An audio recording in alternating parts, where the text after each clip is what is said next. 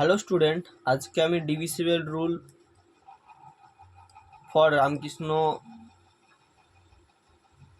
মিশনে অ্যাডমিশন নেওয়ার জন্য, ঠিক আছে, আমরা অ্যাডমিশন নেওয়ার জন্য ডিভিসিবল রুল দেখব। ফার্স্টলি ডিভিসিবল বাই 2 দেখব, ঠিক আছে। সো ডিভিসিবল বাই 2, কখন ডিভিসিবল বাই 2 হবে? When a number is even number. Even number মানে কি? ইভেন নাম্বার হলো, ধরো তোমার কাছে 10 আছে, এটা একটা ইভেন নাম্বার, ঠিক আছে, যেটা আমরা 2 দিয়ে ডিভাইড করতে পারবো, কিন্তু 11 এটাকে আমরা কি 2 দিয়ে ডিভাইড করতে পারবো না, ঠিক আছে। যেমন 11 ইজ এ অড নাম্বার।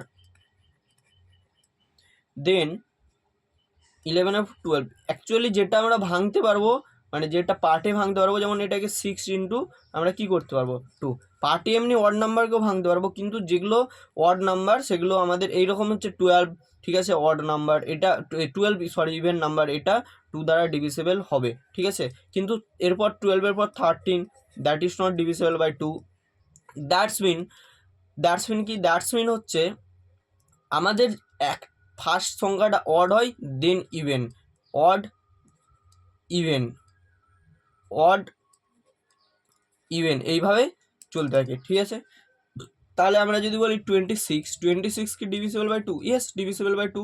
আমরা যদি বলি অলওয়েজ, তোমরা কি দেখবে, ধরো যত বড়ই নাম্বার থাক, যত বড়ই নাম্বার থাক তার সবসময় তোমরা কি দেখবে? শেষের সংখ্যাটা দেখবে, ঠিক আছে।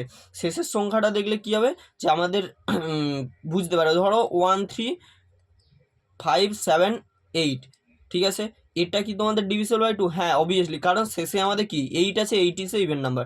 আবার যদি আমরা এটাই দিই 1 3 5 7 7, এটা কি divisible by 2? That is not, because 7 is a odd number.